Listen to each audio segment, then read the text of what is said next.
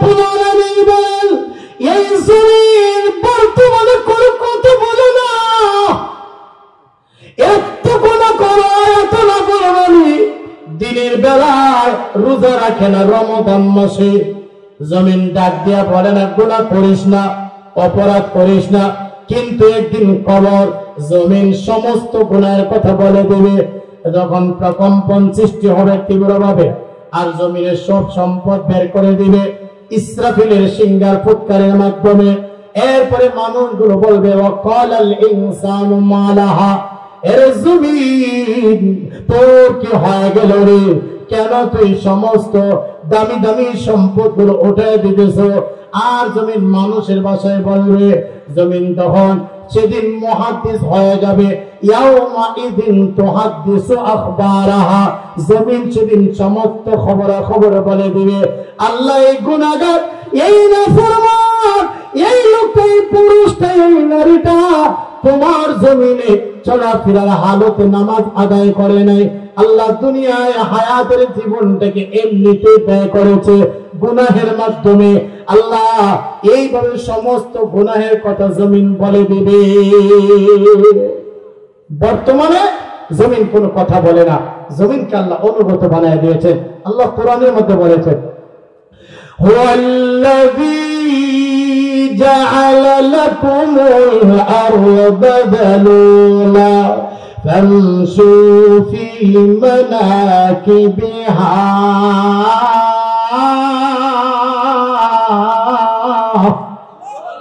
ওয়াল্লাযী, তিনি সেই সত্তা, জাআলা লাকুমুল আরদা যালুলা, যিনি জমিনকে অনুগত বানায়া দিয়েছেন। কোথাও বলেন মিহাদা, কোথাও বলেন কিফাতা। উলামায়ে কেরাম আছেন, ওনারা ভালো করে বুঝেন যে উলামায়ে কেরাম তো ওনারা জানেন এই ওয়াজগুলো, এটা আপনাদের খেদমতে শুধু মুযাকারা করতেছি আমি, পর্যালোচনা। কোথাও বলেন মিহাদা, কোথাও বলেন কিফাতা, কোথাও বলেন যালুলা। এই জমিনকে বিছানা বানিয়ে দিয়েছি, এই জমিনকে আরামদায়ক বানিয়ে দিয়েছে, জমিনকে অনুগত বানিয়ে দিয়েছে। ও আল্লাহর বান্দারা, এই জমিনে চলাফেরা করতে বড় সাবধান। এই জমিনে এখন গুনাহ করতে পারো, কিন্তু মনে রাখবে একদিন তোমার সকল গুনাহের খবরগুলো আল্লাহর কাছে জমিন কবর বলে দিবে। একদিন সব গুনাহের ইব্রাহিম আলাইহিস সালাতু ওয়াস সালাম উনার একটা আদত, উনার একটা অভ্যাস হলো মেহমান ছাড়া তিনি খাবার খায় না। ইব্রাহিম পয়গম্বরের অভ্যাস, মেহমান ছাড়া তিনি খাবার খায় না। একাধারে একদিন, দুদিন, 3 দিন হয়ে গেল, মেহমান তিনি পায় না, খাবারও তিনি খায় না। উনার অভ্যাস অনুযায়ী তিনি মেহমান পাচ্ছে না, খানাও তিনি খায় না।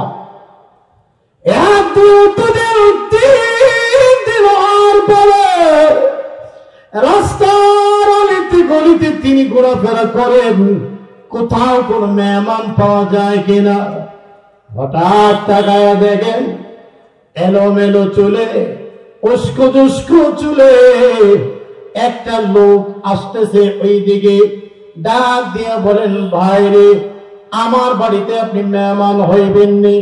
বলে, হ্যাঁ, আমি তো অনেক দূর, বহু দূর থেকে আমি সফর করে এসেছি, একটু মেহমানদারির ব্যবস্থা হইলে ভালো হয়।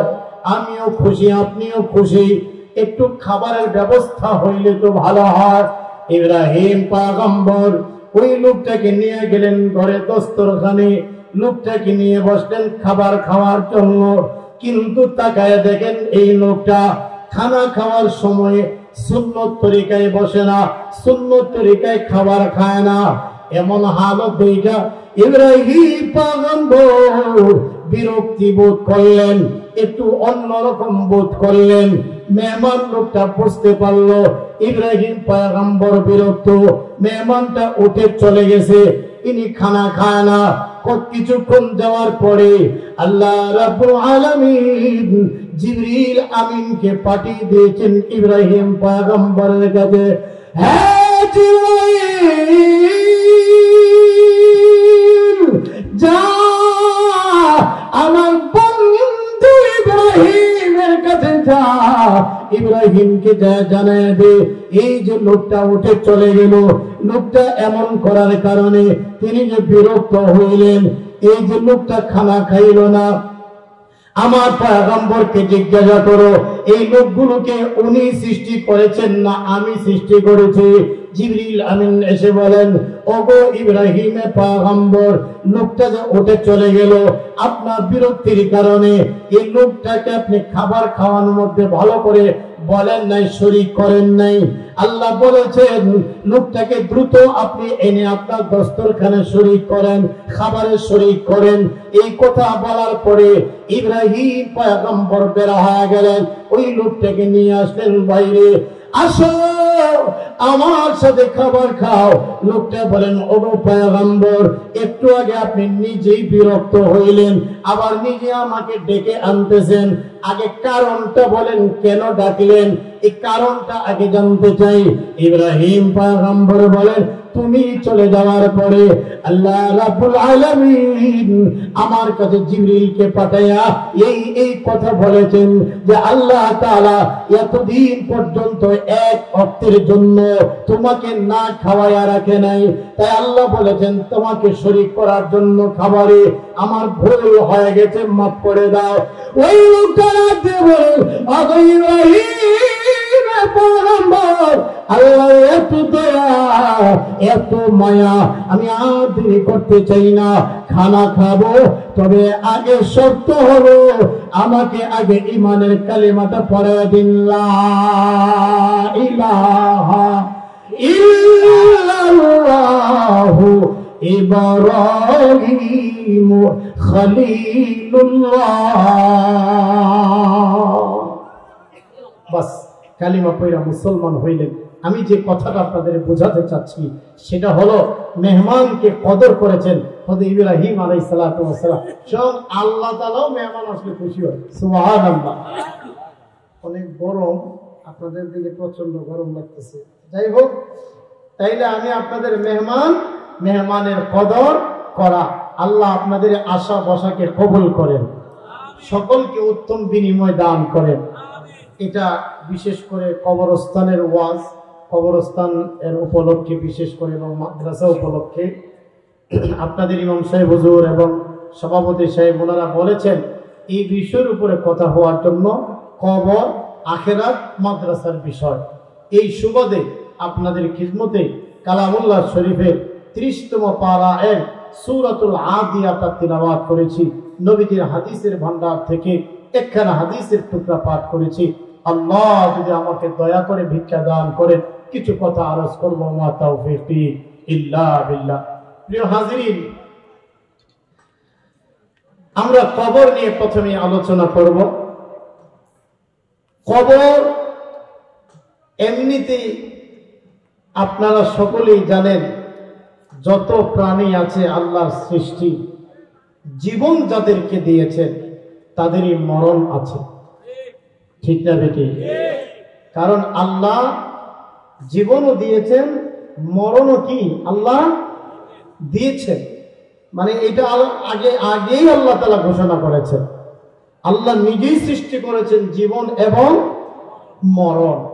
জীবন যার খাতায় আছে তার খাতায় মরণ অবশ্যই আছে। আল্লাহ কোরআনের মধ্যে বলছেন, কোরআন থেকে কুল্লু আলাইহা ফান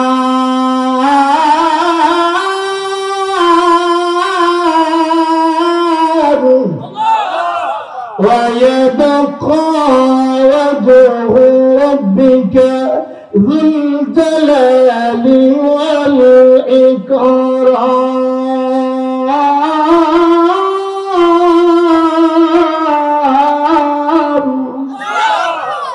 আল্লাহ বলেন, কুল্লু মান আলাইহা ফান, যা কিছু আছে সব ধ্বংস হয়ে যাবে, বাকি থাকবেন মহাপরাক্রমশালী একমাত্র আল্লাহ। আরো বলেন একমাত্র আল্লাহ। তিনি আগেও বাকি ছিলেন, এখনো আছেন, ভবিষ্যতেও তিনি থাকবেন। আল্লাহর কোনো মরণ নেই, আল্লাহ তাআলার কোনো তন্দ্রা নেই, আল্লাহর কোনো ঘুম নেই, আল্লাহর ঘুমের কোনো ভানও নেই। কথা বল ঠিক কিনা দেখো। আল্লাহু লা ইলাহা ইল্লাহু আল হাইয়ুল কাইয়্যুম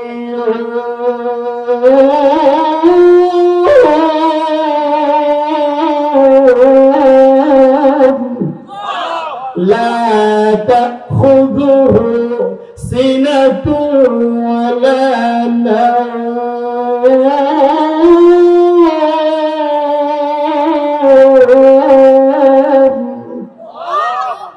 আল্লাহু তিনি আল্লাহ, লা ইলাহা ইল্লাহু তিনি ব্যতীত ইবাদতের উপযুক্ত আর কোন প্রভু ইলাহ নাই। আল হাইয়্যু তিনি চিরঞ্জীব, আল কাইয়্যুম তিনি চিরস্থায়ী, তিনি আগেও ছিলেন, এখনো আছেন, ভবিষ্যতেও তিনি থাকবে। তাইলে আর সব কিছু ধ্বংস হয়ে যাবে। তাইলে বোঝা গেল, আমরা বুঝতে পারলাম জীবন যার খাতায় আছে মরণটাও তার সাথে লিখে দেওয়া হয়েছে। আল্লাহ অন্য আয়াতের মধ্যে বলেন, তাবারাকাল্লাযী বিয়াদিহিল মুলক ওয়া হুয়া আলা কুল্লি শাইইন কাদির।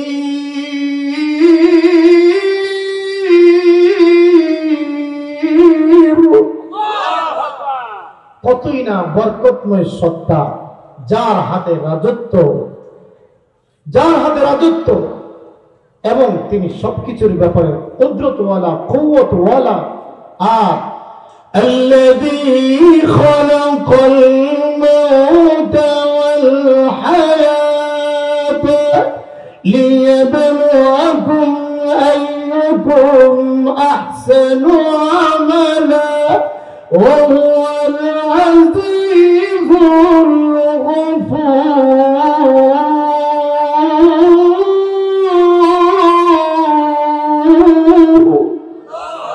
আল্লাহ বলেন, আল্লাযী খালাকাল মাউতা ওয়াল হায়াতা, যিনি খালাকাল মাউতা, কোরআনের শব্দের দিকে আপনারা খেয়াল করেন। আল্লাযী খালাকাল মাউতা, যিনি মওত সৃষ্টি করেছেন, ওয়াল হায়াতা, যিনি জীবন সৃষ্টি করেছেন। লক্ষ্য করে দেখুন, আগে মওতের কথা আগে আনছেন, জীবনের কথাটা আল্লাহ পরে নিয়েছেন। অথচ আল্লাহ আগে আমাদের জীবন দিয়ে দুনিয়ায় পাঠাইছেন, মৃত্যুটা পরে। কিন্তু কোরআনে বলার সময় মওতের, মৃত্যুর কথা আগে এনেছেন আর জীবনের কথাটা আল্লাহ পরে নিয়েছেন। মুফাসসিরিনে কেরাম বলেন, মৃত্যুর কথা আল্লাহ আগে এনে এটা বোঝাতে চাচ্ছে অমানুষ যাদেরকে জীবন দেওয়া হয়েছে, মৃত্যু অবধারিত, সুনিশ্চিত, কোন সন্দেহ। আল্লাহ নিজেই মরণের কথাটা আগে এনেছে। অন্য আয়াতের মধ্যে আল্লাহ সুবহানাহু ওয়া তাআলা জায়গায় জায়গায় মৃত্যুর কথা আলোচনা করেছেন, মৃত্যু যে হবে। ইযা জাআ আজলুহুম লা ইস্তাখিরুনা সাআতাও ওয়া লা ইস্তাকদিমুন।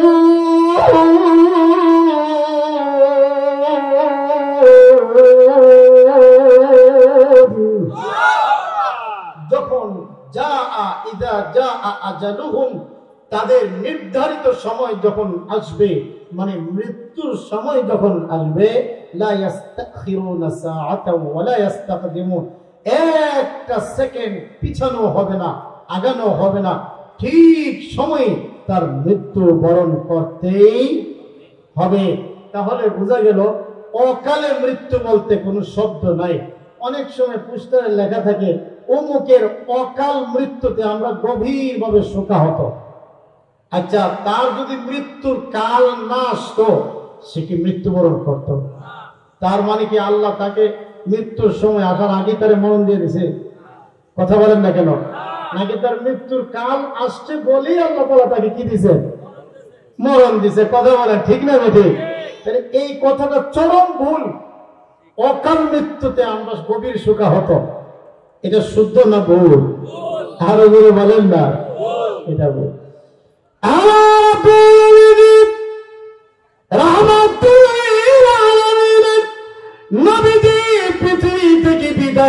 হয়েছেন এবং অন্যান্য নবী রাসূলগণ বিদায় হয়েছে, আমরাও বিদায় হব, সকলেই বিদায় হব।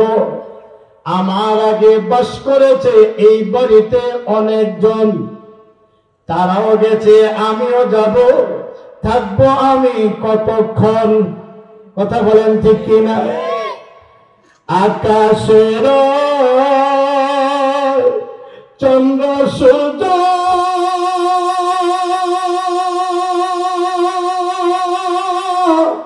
ভাগ্য উঠে বারে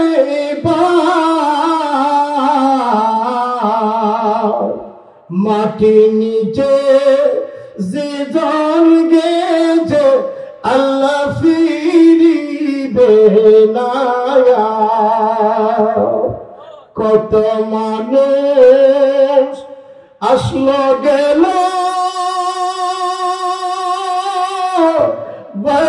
ভবের জনম লইয়া, মরিলে যে কোন মানুষ নাই আসে ফিরিয়া। কত মানুষই তো বিদায় হইল, আমাদের কত আপন জন বিদায় হইল, কেউ তো ফিরে আসলো না। আমিও যাব, আমিও আর ফিরে আসবো না। মিনহা খলাকনাকুম ওয়া ফিহা নুঈদুকুম ওয়া মিনহা নুখরিজুকুম তারাতান উখরা।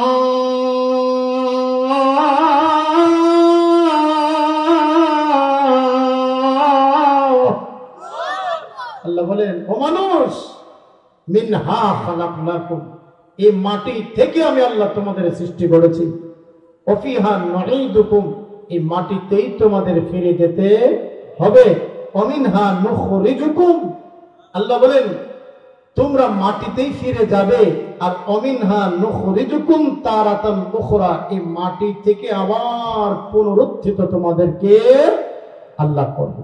তিনটা উপাদান দিয়ে আল্লাহ আমাদেরকে বানিয়েছেন, আগুন, পানি, মাটি, বাতাস, চারটা উপাদান। কয়টা উপাদান দিয়ে বানাইছেন? আগুন, পানি, মাটি, বাতাস। এর মধ্যে একটা উপাদানের নাম হলো মাটি। তো বোঝা গেল মাটির মিশ্র আমাদের শরীরে আছে না নাই? আরো জোরে বলেন। মনে হচ্ছে আপনারা অনেক ক্লান্ত, বক্তা তো ঢাকা থেকে আসছে, কার থেকে ধর আপনারা বেশি ক্লান্ত না।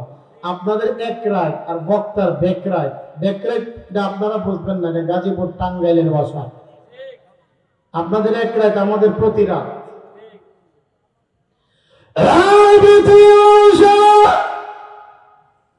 এই মাটি থেকে তোমাদের বানাইছি, এই মাটিতে আমি আল্লাহ আবার তোমাদের ফিরে নেব।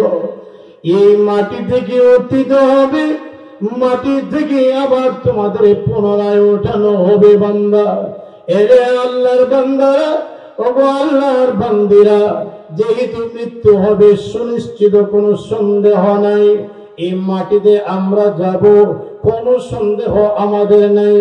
আমাদের কত আপন জনেরা বিদায় হয়ে গেছে, আমার আব্বা বিদায় হয়ে গেছে, আমার মা বিদায় হয়ে গেছে, কতকের দাদা দাদি, কতকের আপন জন বিদায় হয়ে গেছে।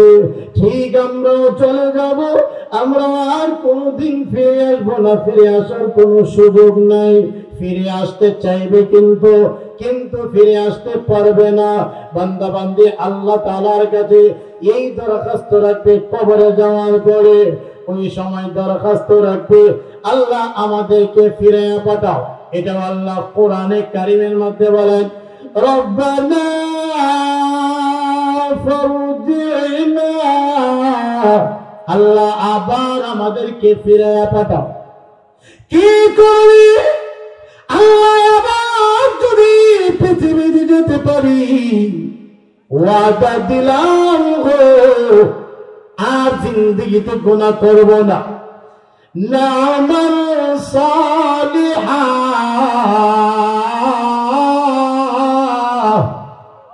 আমরা নেক আমল করব। আর কি করবি? প্রভু ইস্তাবর অস্তাবর যত সম্পদ আছে সমস্ত সম্পদগুলো তোমার রাস্তায় বিলায় দেব, দান করে দেব।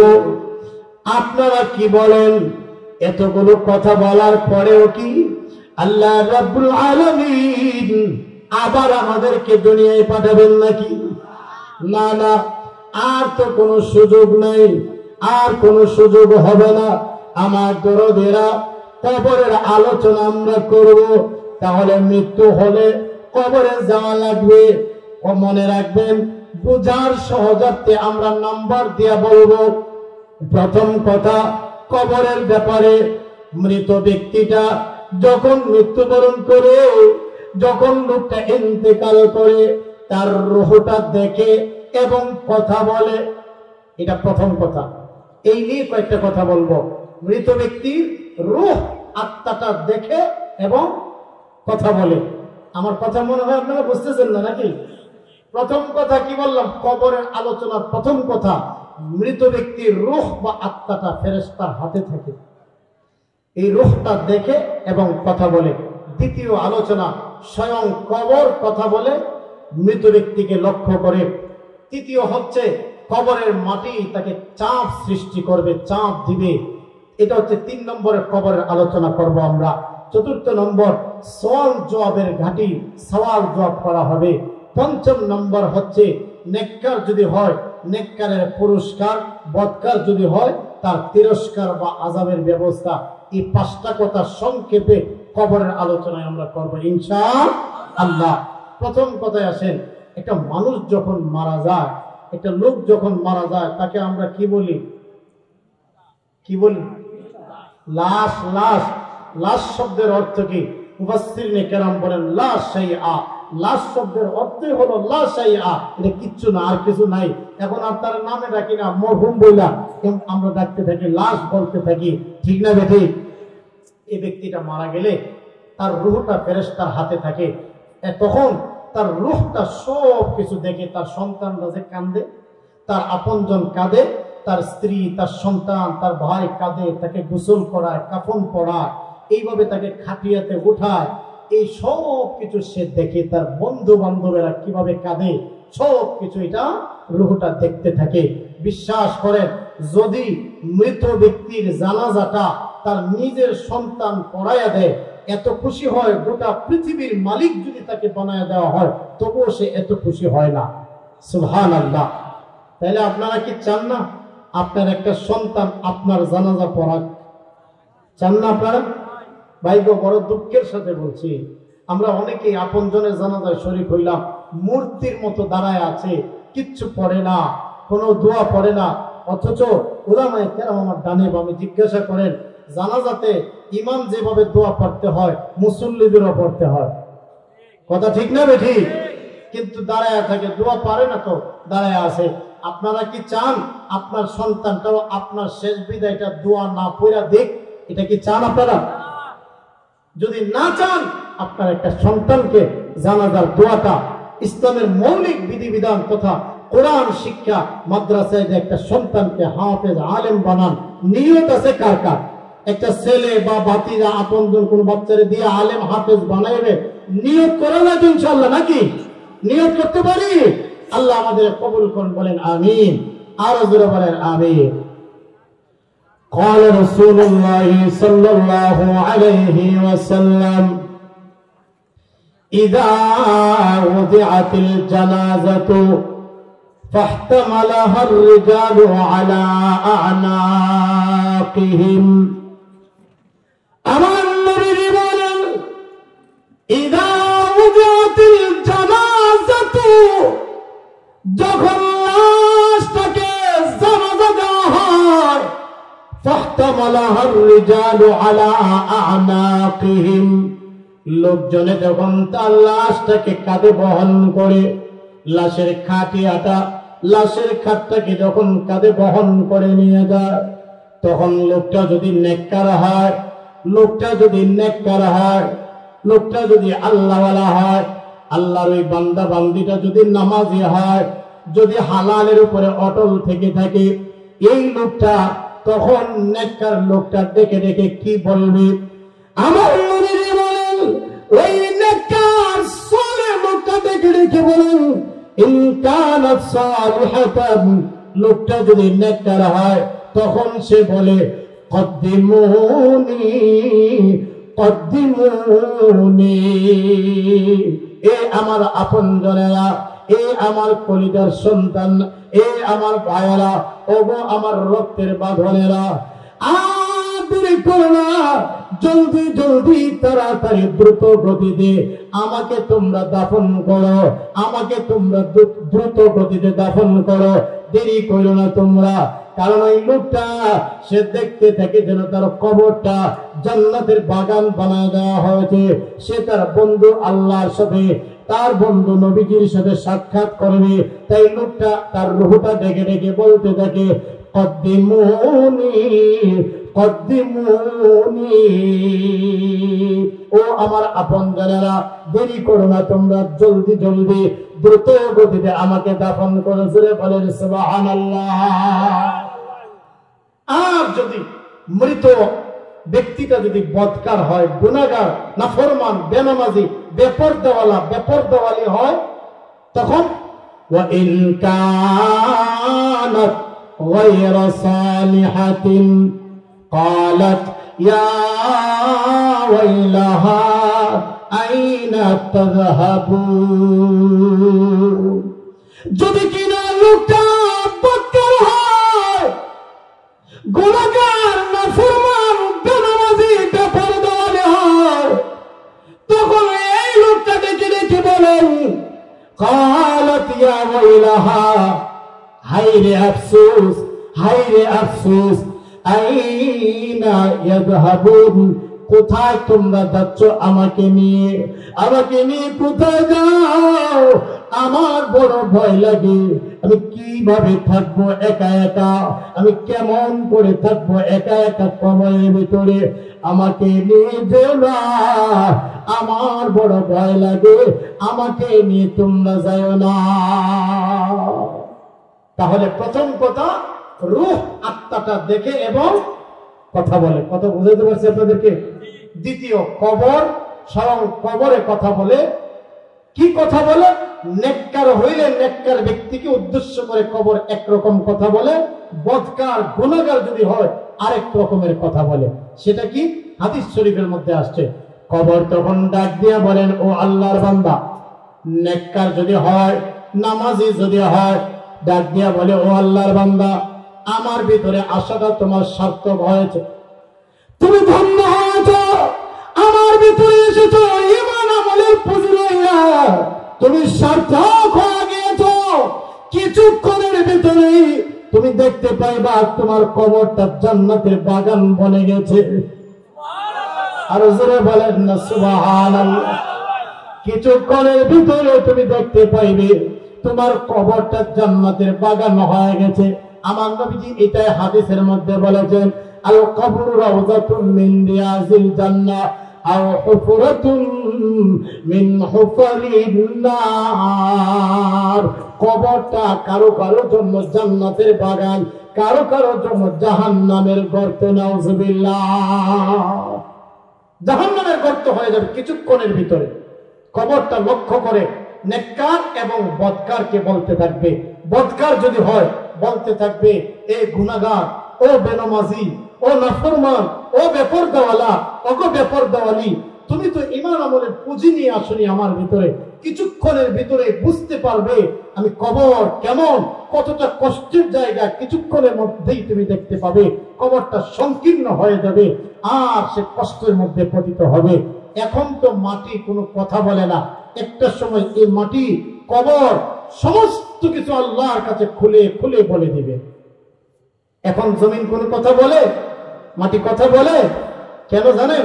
আল্লাহ জমিনটাকে আমাদের জন্য বিছানা হিসাবে বানাইছেন, আরামদায়ক বানাইছেন, অনুগত বানায় দিয়েছেন। আমার জমিনকে বলেছে, জমিন রে, আমার বান্দা বান্দে গুনাহ করবে, তুই কিন্তু কথা বলিস না, তুই কিন্তু বলিস না, এই রমজান মাসে দিনের বেলায় খাবার খাইস না। রমজান মাসে আপনারা দেখেছেন কি, আমরা তো জানি কোরআন হাদিসের যে বিধিবিধান সেটা হইল যে পুরুষেরা বেপরদাওয়ালি, পুরুষেরা মানে আপনার বেগানা নারী থেকে পর্দা করবে, নারীরা বেগানা পুরুষ থেকে পর্দা করবে। কিন্তু দেখা যায় রমজান মাসে আমাদের পুরুষেরা পর্দা করে, আসেনি? দোকানের ভিতরে দেখবেন গিয়া পর্দা লাগাইয়া পর্দা করতেছে। এটার ভিতরে যে কি চলতেছে একটু আপনি উকি দিয়ে দেখলে না আপনি বুঝবেন কি হালতটা দেখতেছে। হাইরে মুসলমান, হাইরে মুসলমান, কেমন মুসলমান তুমি, কেমন মুসলমান, নামাজের সাথে নাই পরিচয়, মানো না কোরআন তুমি। বলেন কেমন মুসলমান, কেমন মুসলমান তুমি, কেমন মুসলমান, নামাজের সাথে নাই পরিচয়, মানো না কোরআন তুমি, কেমন মুসলমান। তুমি রমজান এলে রাখো না রোজা, দিনকে করো আঘাত, পয়সা করিনি নেই করো ভাব, দাও না তো যাকাত, আছে না নাই? তুমি ইমানদারির বড়াই করো নাই তোমার ইমান, তুমি কেমন মুসলমান, কেমন মুসলমান তুমি, কেমন মুসলমান, নামাজের সাথে নাই পরিচয়, মানো না কোরআন তুমি, কেমন মুসলমান। আছে না একদল লোক নামাজের সাথে খবর নাই, মসজিদ গুলির ভিতরে খবর নিয়ে দেখেন মাত্র 3 জন 4 জন 5 জন মুসল্লি হয়, মাত্র 7 থেকে 8 জন 10 জন মুসল্লি হয়। মহল্লায় লোকের অভাব নাই, বালেক পুরুষের অভাব নাই, কিন্তু মসজিদ খালি হয়ে গেছে। কথা বলেন ঠিক কিনা বেটি? সপ্তাহে একদিন শুক্রবারে যায়, তাও আবার হুজুরের সালামটা ফিরাইতে দেরি, আসসালামু আলাইকুম ওয়া রাহমাতুল্লাহ, আসসালামু আলাইকুম ওয়া রাহমাতুল্লাহ, ফিরাইতে দেরি, উঠা দৌড় দিতে দেরি নাই। মনে হয় যেন হুজুরের সালাম ফিরাইবার আগে পজিশনটা রেডি রাখে, কোন দরজাটা দিয়ে বের হবে। মসজিদ দোতলা থাকলে মানে পারে না শুধু লাফ দিয়ে পড়ে যেতে, যদি সিস্টেম থাকতে লাফ দিয়ে পড়ে যেত দোতলা থেকে, বোঝা যায় তারা এতক্ষণ হুজুরে বান্ধা রাখছিল মসজিদে।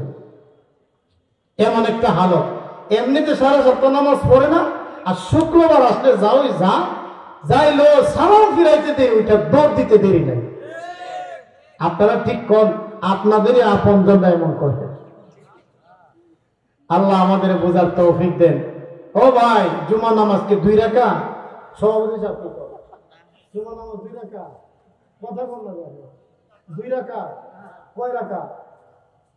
4 রাকাত সুন্নাত, 2 রাকাত ফরজ, এরপরে আবার আছে কি 4 রাকাত সুন্নাত আছে না, কাবলাল জুমা বাদাল জুমা, এটা অত্যাবশ্যকীয়।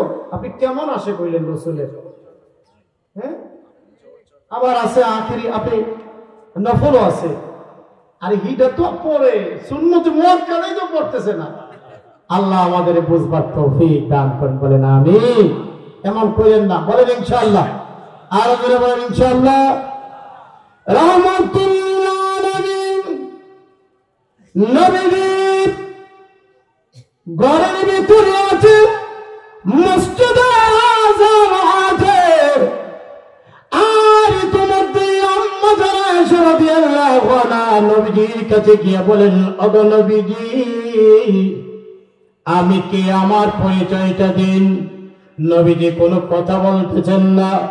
আম্মা যারা আয়েশা রাদিয়াল্লাহু আনহা বলেন, ওগো নবীজি, আমার আব্বার নামটা আপনি বলেন, আমার আব্বা কে? নবীজি কোনো কথা বলতেছেন না। নবীজি চলে গেলেন মসজিদে, জামাতের সাথে নামাজ আদায় করে নবীজি আবার ঘরের ভিতরে ফিরে আসলেন। আম্মা আয়েশা রাদিয়াল্লাহু তাআলা আনহা আল্লাহর নবীর কাছে রাহমাতুল লিল আলামিনের কাছে গেলেন, আর নবীজিকে যায় বলেন, ওগো নবীজি, আমি কে, আমার পরিচয়টা দিন। নবীজি একটা মুস্কি হাসি দিয়ে বলেন, আয়েশা গো, এটা কোন ধরনের প্রশ্ন করলা? আমি কি তোমাকে চিনব না নাকি?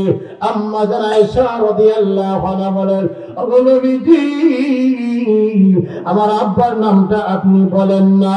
নবীজি মুস্কি হাসি দিয়ে বলেন, কি প্রশ্ন করলা? আমি কি আমার শ্বশুর দিকে চিনব না নাকি? আম্মা জান আয়েশা বলেন, মসজিদে যখন আযান হয়েছিল ঠিক একই প্রশ্ন আপনাকে করেছিলাম, তখন তো আপনি কোনো জবাব দেন নাই, যেন আপনি আয়েশাকে চিনেন না, যেন আপনি আমার আব্বাজানকে চিনতেছেন না। এখন তো দেখি আপনি সবাইকে চিনতেছেন, ঘটনা তো বুঝলাম না। রাহমাতুল্লাহ আলাইহির বয়স যখন আযান হয়, আল্লাহু আকবারের ধ্বনিটা আমি যখন আমার নিজ কানে শুনি, তখন দুনিয়ার কোনো খেয়াল আমার থাকে না, তখন কে আমার পরিবারের কে কোথায় আমি কিচ্ছু চিনি না, আমি যে একমাত্র আল্লাহর ধ্যানে খেলে মগ্ন থাকি। কতক্ষণে রাসূল নামাজে যাবে, আল্লাহ রাসূল বেকুল হয়ে যায়, আর আমাদের অবস্থা নামাজের সময় যায় ওই আপনার জমিনে ধান খেতে, ওই গম খেতে, আপনার কি বলে পেঁয়াজ উঠানোতে আছে, আসর যায়, মাগরিব যায়, এইভাবে যাইতে আছে, খবর নাই। রাত্র বাজে 11টা, এক মুরব্বী কতক্ষণ পরে পরে বলে কদ কামাতিস সালাহ, কদ কামাতিস সালাহ। রাত 11:30 বাজে, আর উনি একটু পরে পরে বলে কদ কামাতিস সালাহ। আর একজন যায় জিজ্ঞাসা করে, চাচা রাত্র 11:30 বাজে, এত কদ কামাতিস সালাহ কোথা থেকে আসলো? উনি বলে, ভাতিজা সকাল বেলায় গেছিলাম যে কয়েকটা পান্তা ভাত তোমার চাচি কয়েকটা পান্তা ভাত দিছে, আর খেজুরের গুড় একটু সাথে দিছে, নিয়ে যে গেছিলাম ওই পেঁয়াজ ক্ষেতের মধ্যে। এই কাম কাজ করতে করতে করতে করতে জোহর গেল, আসর গেল, মাগরিব গেল, এরপরে আসছি যে বাড়িতে এসে গোসল দিয়ে একটু রেস্ট নিয়া খাবার টাবার খাইয়া এখন আসছি নামাজগুলো আদায় করতাম। রাত্র বাজে 11:30, ওই ফরজ কি বলে আপনার জোহর, আসর, মাগরিব, এশা সব কদ কামাতিস সালাহ এক জায়গায় জমা হয়ে গেছে। কথা বলছে, এই লোকে হালত সব কদ কামাতিস সালাহ এক জায়গায় জমা হয়ে গেছে। হাই রে মুসলমান, হাই রে মুসলমান, জমিন কোনো কথা বলে না বর্তমানে, কিন্তু দোস্ত আমার একদিন কথা বলবে, একদিন কথা বলবে। আপনাদের কষ্ট হইতেছে নি? খারাপ লাগতেছে না আপনাদের? একটু হাতগুলো উঁচু করে একটু নাড়াচাড়া দিন তো, জড়তাটা দূর হোক। আল্লাহ সবাইকে কবুল করেন, বলেন আমিন। আরো জোরে বলেন আমিন। আল্লাহ কোরআনে কারীমের মধ্যে বলেন, ইদা যুলজিলাতিল আরদু জিলজালাহা ওয়া আখরাজাতিল আরদু আথকালাহা ওয়া ক্বালাল ইনসানু মা লাহা ইয়াওমাইযিন তুহাদ্দিসু আখবারাহা بأن ربك أوحى لها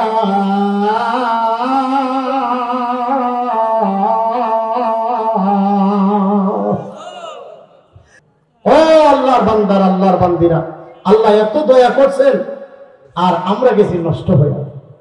আল্লাহ করেছেন আমাদের প্রতি দয়া, এত অনুগ্রহ।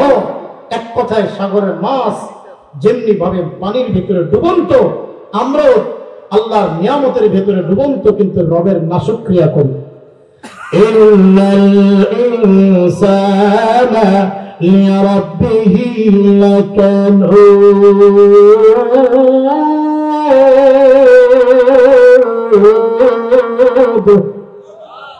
আল্লাহ অনেকগুলো কসম খেয়ে বলতেছে, নিশ্চয় মানুষ বড় নিমক হারাম, রবের বেলায় বড় অকৃতজ্ঞ। এই সূরাটা আমি প্রথমেই পড়েছিলাম আপনাদের খিদমতে। আল্লাহ বলেন ওয়াল আদিয়া, কথা বুঝতেছেন না? ওয়াল আদিয়া, আল্লাহ বলেন ঊর্ধ্ব গমনকারী ঘোড়ার শপথ।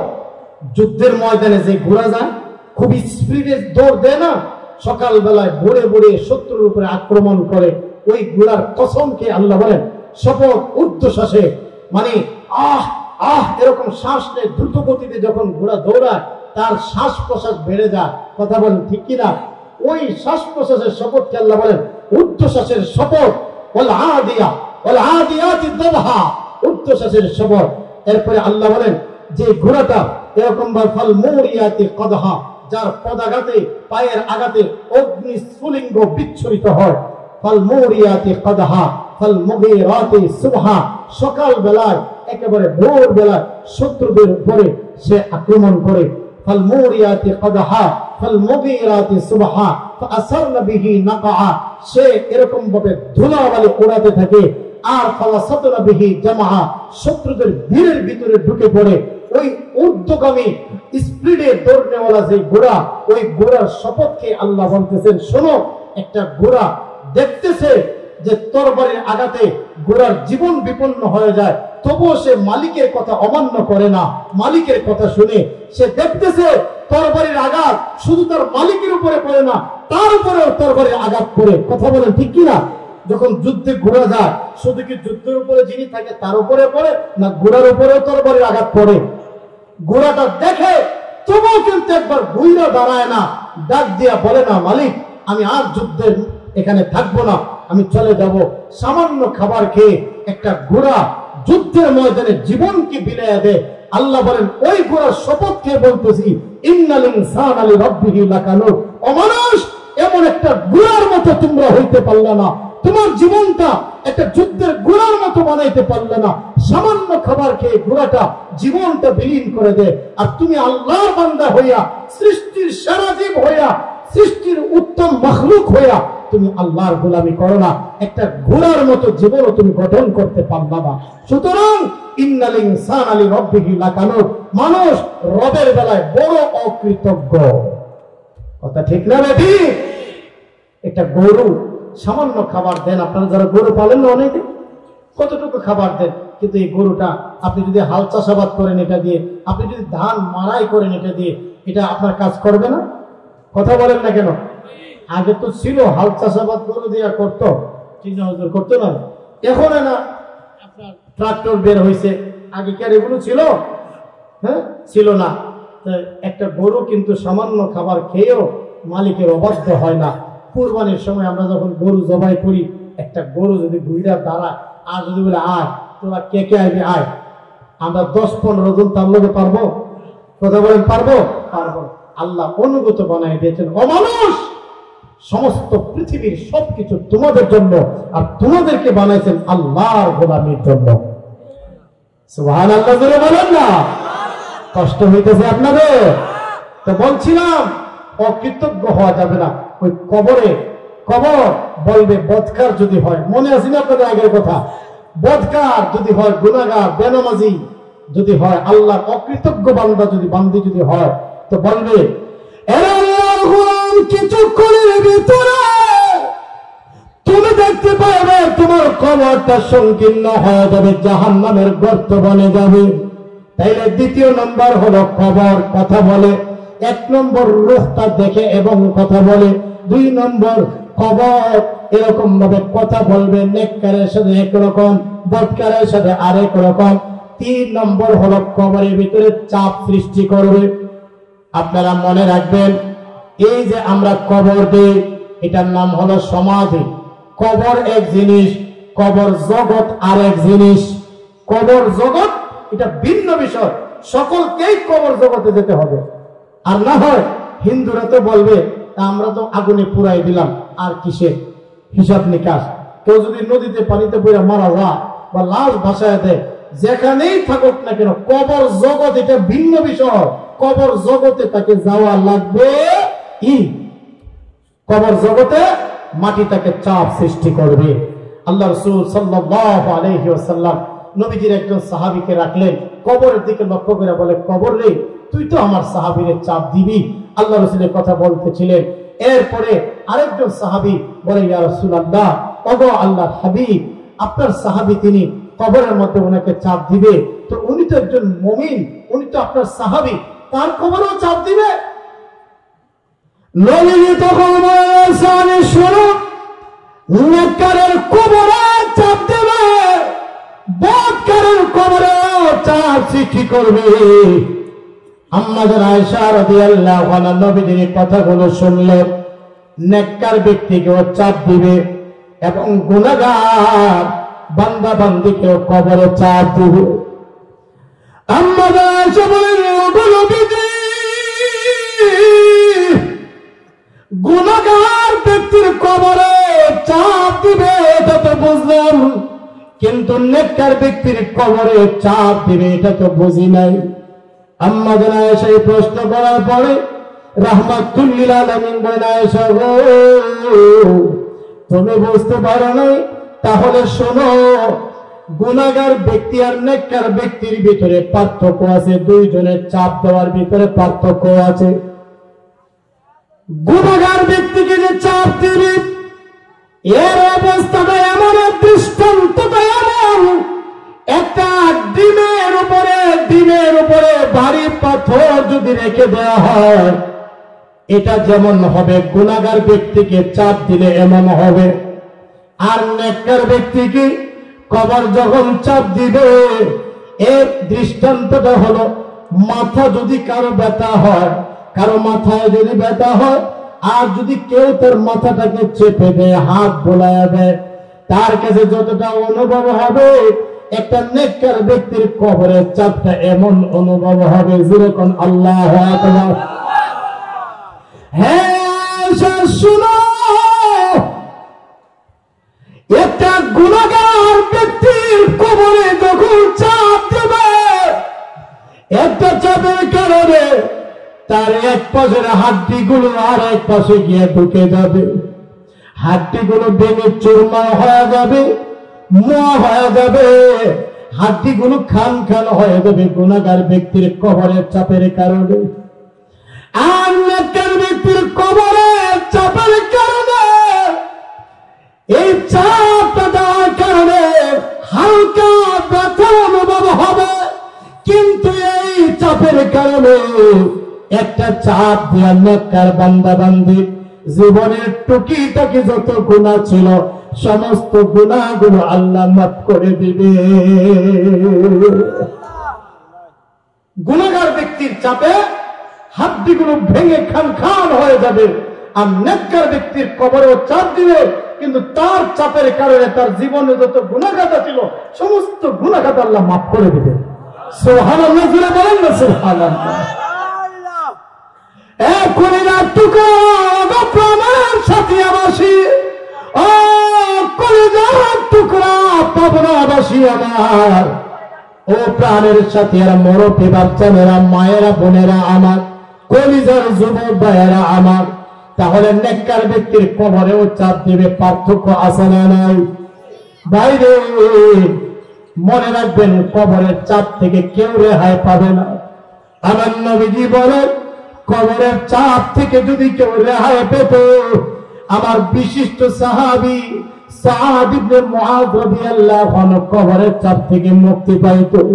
আমার সাদ ইবনে মুআয কি উনি এত সম্মানী, ওনার ইন্তেকালের পরে আকাশ থেকে 70,000 ফেরেশতা তার জানাজায় শরীক হয়েছে। তিনি এমন একজন সাহাবী, নবী বলেন আমার সাদ ইবনে মুআয তো কবরের চাপ থেকে রেহাই পায় নাই। এই দুনিয়া একটু চিন্তা করেন, কবরে যাওয়ার আগে আগে ঈমান আমলের পুঁজি হয়ে যাও। ও মুরব্বী আব্বা জানেরা, ও কলিজার যুবক ভাইয়েরা, ও পর্দানিশীন মায়েরা, বোনেরা, কবরে যাওয়ার আগে আগে কবরের সামান লয়া যাও, আমল নামার পুঁজি নিয়ে যাও, ঈমান নামের পুঁজি কবরে নিয়ে যাও। 6 দিন পরে নখ খসে যাবে, 9 দিন পরে চুল, কবর গায়ের সামান নিতে কইর না কেউ ভুল। কবর জায়গা ভালো নয়, কবর জায়গা ভালো নয়, কবর জায়গা ভালো নয়, আমল দিয়ে কবর গৃহ সাজিয়ে নিতে হয়।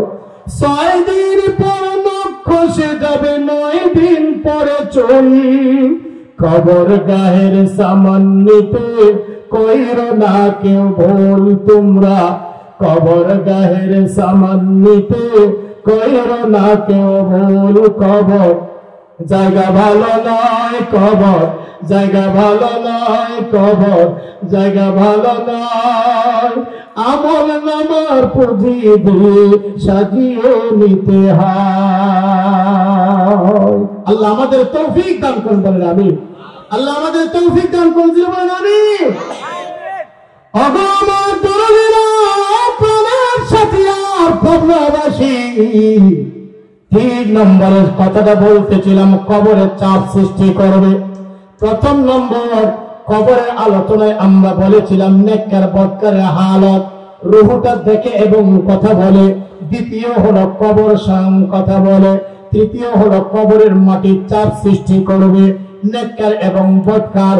আর এর ভিতরে যে পার্থক্য আছে সেটাও আমরা বললাম। 4 নম্বরে হলো, চতুর্থ নম্বরে কবরের আলোচনা। চতুর্থ নম্বরটা হলো কবরের সওয়াল জবাবের গাড়ি। যদি নেককার হয় লোকটা, তো ফেরেশতা যে প্রশ্ন করতে আসবে মুনকির নাকির, এরা এমন একটা শুরুতে আসবে, 20 থেকে 25 বছর বয়স হবে তাদের, সাদা পোশাক পরিহিত হালতে, কুচকুচে কালো দাড়ি, নুরানি চেহারা নিয়ে প্রশ্ন করতে আসবে নেককার ব্যক্তির কাছে। শুধু তা নয়, যদি লোকটা বদকার হয়, গুনাহগার যদি হয়, বদনজী, যদি লোকটা বেপরদাওয়ালি হয়, সুদখোর ঘুষখোর যদি হয়, এই লোকটার কবরে যখন ফেরেশতা আসবে, তার আসল সুরত নিয়ে আসবে। চুলগুলো এত বড় হবে যেন আসমান থেকে নিচ পর্যন্ত তার চুলগুলো লেগে থাকবে। বিশাল বড় দেহ। ওই ফেরেশতার কাঁধের এক পাশ থেকে আরেক পাশে যাইতে 100 বছরের দূরত্ব। এত বিশাল বড় বডি, এত বিশাল বড় দেহ নিয়া, চোখগুলো অগ্নি লোকার মতো, একেবারে কুচকুচে কালো শরীরটা, রাগ আর গুসা নিয়া এভাবে গুর্জ হাতে নিয়ে এসে হাজির হয়ে যাবে। আর তার প্রশ্ন করার জন্য বদকার যদি হয় তার এই হালতটা হবে। আর নেককার যদি হয় তো নুরানি চেহারা নিয়ে, হাস্যোজ্জ্বল চেহারা নিয়ে তার কাছে সওয়াল করার জন্য আসবে। ও কলিজার টুকরারা আমার, শুধু তা নয়, যদি নামাজি হয় তার নামাজ একটা কারিশমা দেখাবে। আর বেশি লম্বা করবো না, কষ্ট হইতেছে আপনাদের, আর বেশি একটু লম্বা করবো না। আমার কলিজার টুকরারা, যদি নামাজি হয় আল্লাহর ওই বান্দা বান্দিটা, নামাজ একটা কারিশমা, একটা কুদরত দেখাবে। সেটা কি শুনেন? সেটা হলো তার কাছে 5 ওয়াক্তের নামাজ আসবে।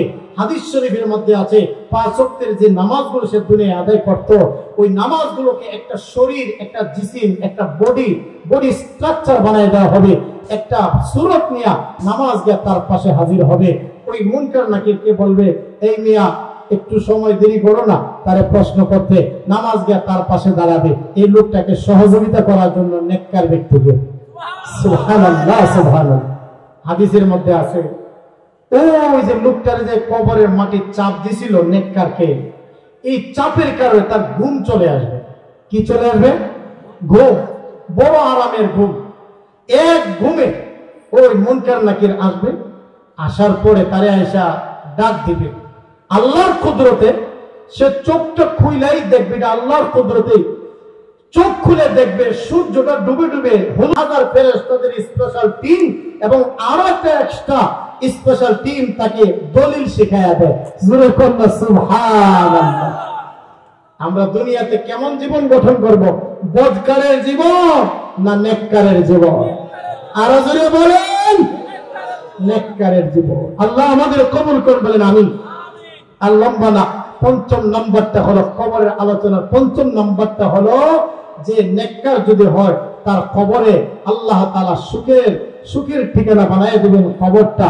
আমার নবী যে হাদিস শরীফের মধ্যে উল্লেখ করেছেন, যদি লোকটা নেককার হয় সাথে সাথে আল্লাহর পক্ষ থেকে জানাজা হয়, ওয়ালবিসুহু মিনাল জান্নাহ ফাআফরিশুহু মিনাল জান্নাহ ওয়াফতাহু লাহু বাবান ইলাল জান্নাহ।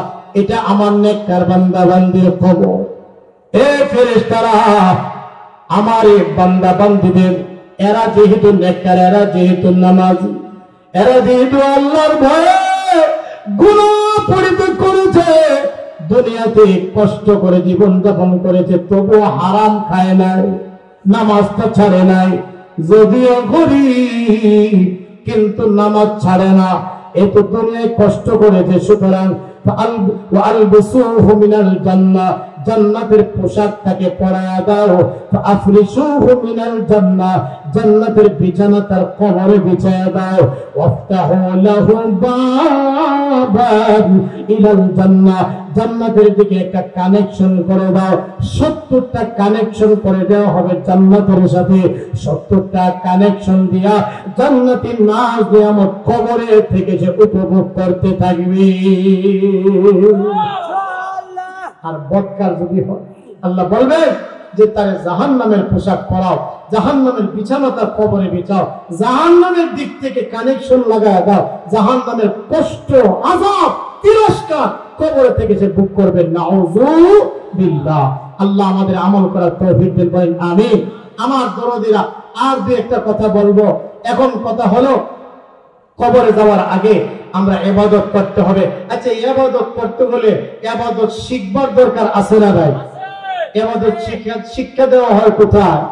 মাদ্রাসায়, ঠিক না বেটি? কোরআন শিক্ষা কোথায় দেওয়া হয়? মাদ্রাসায়। যত সমস্যার সমাধান পাবেন কোথায়? কোরআনে, কোরআনের ভিতরে পাবেন। আর কোরআন শেখানো হয় মাদ্রাসার ভিতরে। নিজে এবং সন্তান উভয়কে কোরআন শেখাতে হবে, মাদ্রাসায় পড়াতে হবে দ্বীনের শিক্ষা। মনে রাখবেন, আমি আর কয়েক মিনিটের মধ্যে শেষ দিকে যাচ্ছি। কোরআনের সাথে যার সম্পর্ক হয়, যার সম্পর্ক কোরআনের সাথে হয়, আল্লাহ তার ইজ্জত বাড়ায় দেয়। যেমন ফেরেশতাদের ভিতরে সবচেয়ে দামি ফেরেশতা জিবরিল আমিন। কেন? এই জিবরিল আমিন আমাদের নবীজির কাছে আগমন করেছে 24,000 বার। জিবরিলের সম্পর্ক কোরআনের সাথে হওয়ার কারণে সমস্ত ফেরেশতাদের থেকে ঊর্ধ্বে জিবরিলের সম্মান আর মর্যাদা। এমনি ভাবে নবীদের ভিতরে সবচেয়ে সর্বোৎকৃষ্ট সেরা নবী কে?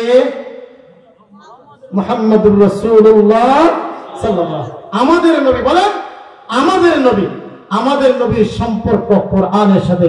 আমাদের নবী শ্রেষ্ঠ হওয়ার অনেকগুলো কারণ আছে, এর মধ্যে একটা কারণ হলো এটা, আমাদের নবীকে আল্লাহ শ্রেষ্ঠ কিতাব দান করেছেন। জোরে বলেন সুবহানাল্লাহ। কোরআনের সাথে, আল্লাহর কোরআনের সাথে যার সম্পর্ক হয়ে যায়, তার দাম আল্লাহ বাড়ায় দেয়। পৃথিবীতে শহর আছে অনেকগুলো, কিন্তু মক্কা মদিনা শহরের মতো এত দামি শহর আর নাই। কেন জানেননি? মক্কা মদিনাতে সবচাইতে বেশি আল্লাহর কোরআন নাযিল হয়েছে। কথা বলেন ঠিক কিনা? তাই মক্কা মদিনার দাম অনেক বেশি। আরো কারণ আছে মক্কা মদিনার দাম বাড়ার। আমি একটা কারণ শুধু বললাম। আমার কলিজার টুকরারা, এলাকাতে ঘর বাড়ি অনেক আছে, কিন্তু মাদ্রাসার ঘরের দামটা বেশি। কারণ কি? এই ঘরের সম্পর্ক কোরআনের সাথে, ঠিক কিনা? মানুষ আছে, অনেকগুলো মানুষ আছে, কিন্তু আলেম উলামা হাফেজ কোরআনের দাম বেশি। কারণ হলো তাদের সম্পর্ক আল্লাহর কোরআনের সাথে, ঠিক কিনা? কোরআনের সাথে যার সম্পর্ক হয় তার দাম বাড়ায় দেয়। একটা কাঠের রেহাল, একটা কাঠের তক্তার রেহাল কোরআনের সাথে সম্পর্ক হওয়ার কারণে পায়ে লাগলে আমরা সালাম করি। একটা কাঠকে কেন সালাম করব? এর কারণ এটা কোরআনের সাথে সম্পর্ক হওয়ার কারণে কাঠের দাম আল্লাহ বাড়ায় দিয়েছে। যেরকম, ঠিক কিনা?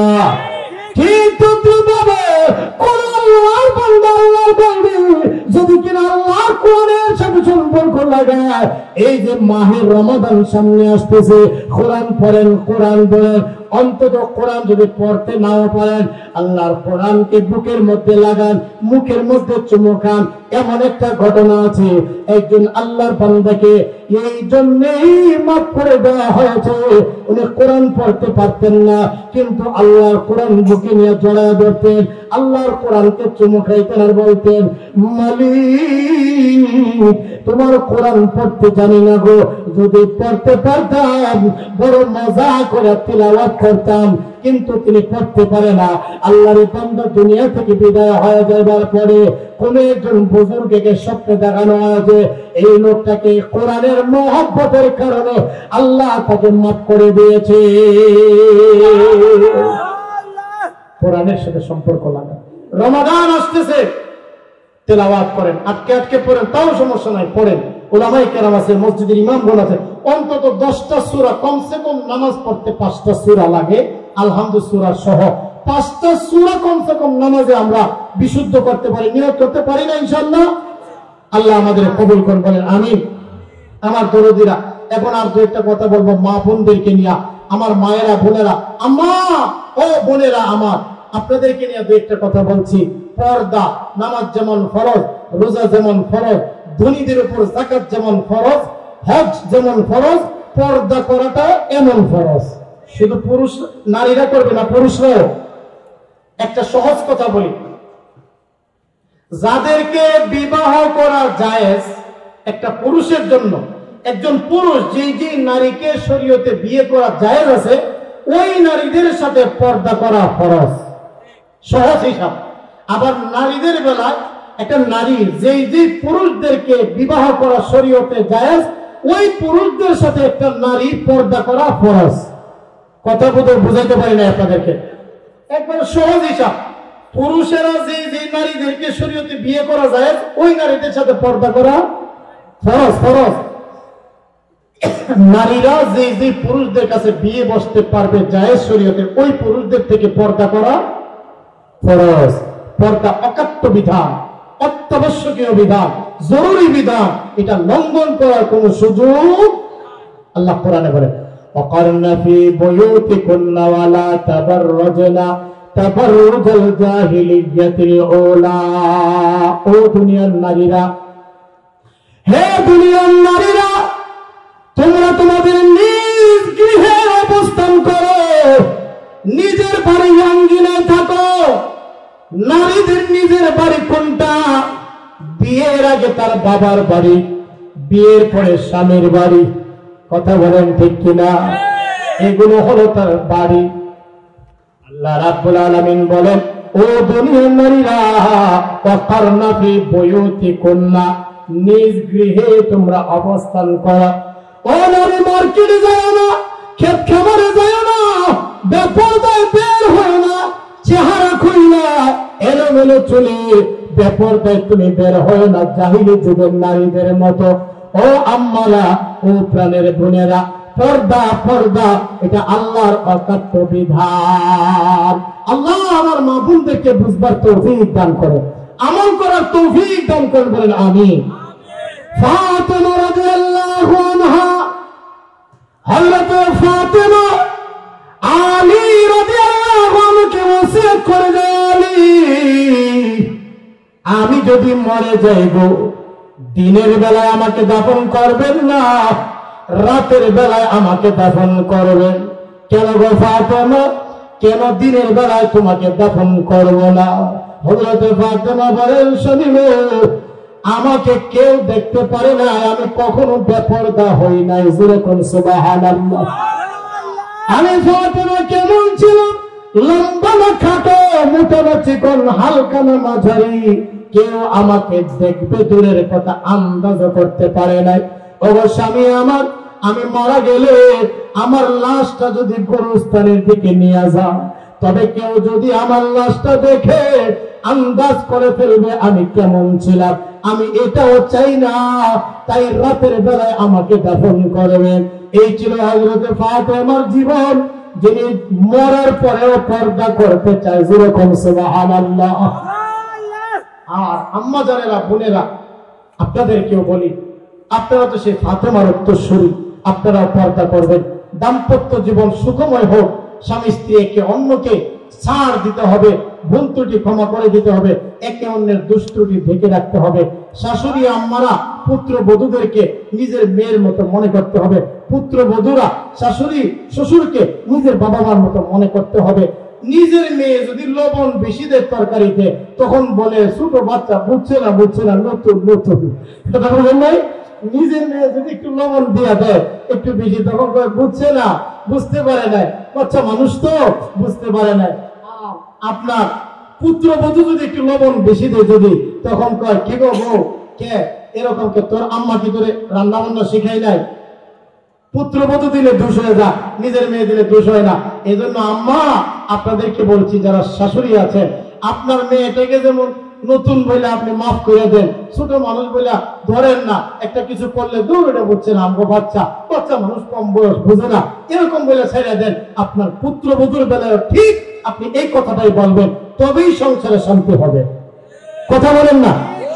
আর পুত্রবধূ যারা আছে আপনাদেরকে বলি, আপনার স্বামীর কানটা কান কথা দিয়ে ভুল করেন না, একবারে ভরপুর করে রাখেন না। আপনার স্বামী তার মা বাবার মন যদি জয় করতে পারে তাহলে দুনিয়া আখিরাত তার কামিয়াব, সে জান্নাতি হিসেবে হয়ে যাবে ইনশাআল্লাহ। আর যদি আপনার একটা কান কথা বুঝেননি, কান পড়া কান কথা বুঝেন না, আরে কানে কানে কর, রাত্রে শুইলেই বালিশের মধ্যে তোমার আব্বা তোমার আম্মা এই কাজ ওই কাজ এটা সেটা ভাল লাগে না, এই না সেই না, এই ধরনের বানোয়াট মা বাবার থেকে পৃথক করার জন্য এগুলো বলা যাবে না, তাইলে সংসারে শান্তি হবে না। এই ছেলেটার প্রতি যদি তার মা বাপ কষ্ট নেয় তবে কি তার সংসারের বরকত হবে, শান্তি হবে? তাহলে এর জন্য আপনি তো দায়ী, আপনি বধূটা দায়ী। এই জন্য আপনার স্বামীকে সহযোগিতা করতে হবে, সেজন্য তার বাবা মার সন্তুষ্ট অর্জন করতে পারে। আল্লাহ তৌফিক দেন।